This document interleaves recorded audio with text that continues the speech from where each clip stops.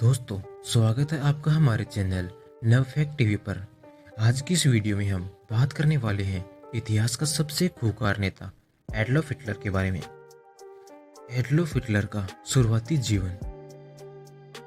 Adolf Hitler का जन्म brown M इन Austria नामक स्थान पर 20 अप्रैल 1889 को हुआ था। उनकी प्रारंभिक शिक्षा लीज नामक स्थान पर हुई थी।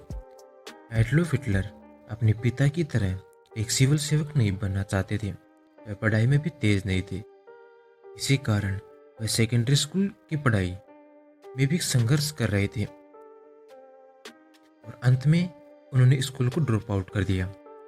साल 1903 में अपने पिता की मृत्यु के बाद वे एक आर्टिस्ट बनने के लिए वियना चले गए, लेकिन वियना की अकादमी ऑफ फाइन आर्ट्स ने उन्हें सेलेक्ट नहीं किया और उसके बाद उन्होंने अपना भरण पोषण करने के लिए घरों में पेंटिंग का काम करना शुरू कर दिया।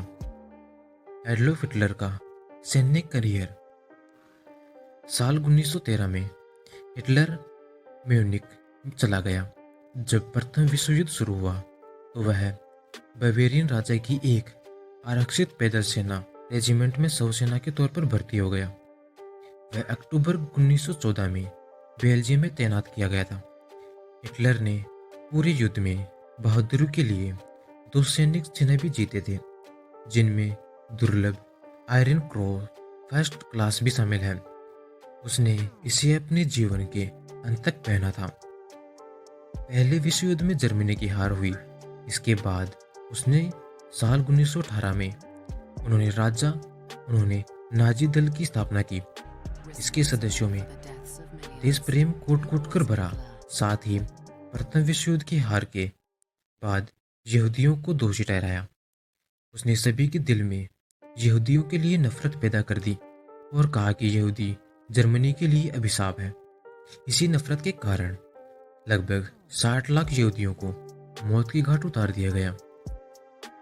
वही साल 1923 में हिटलर ने जर्मन सरकार को उखाड़ फेंकने का प्रयत्न किया, जिसमें वह असफल रहा और उसे 5 साल की सजा हुई और जेल खाने में डाल दिया गया।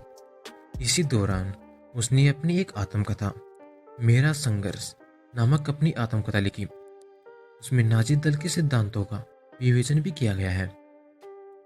1932 तक संसद में नाजी दल के सदस्यों की संख्या करीब 230 हो चुकी थी। साल 1933 में चांसलर बनते ही हिटलर ने जर्मन संसद को भंग कर दिया। साम्यवादी दल की गैर कानूनी घोषित कर दिया गया।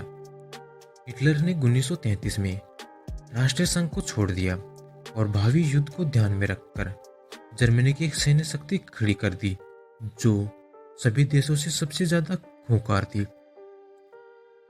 साल 1933 में जर्मनी में पूर्ण शक्ति हासिल करने के लिए हिटलर ने वहां पर मौजूद आर्थिक असंतोष, जनता में असंतोष और राजनीतिक दुर्दशा का सहारा लिया। द्वितीय विश्व युद्ध और हिटलर की आत्महत्या। 1937 में जर्मनी ने इटली के से संधि की और उसी वर्ष ऑस्ट्रिया पर अधिकार कर लिया।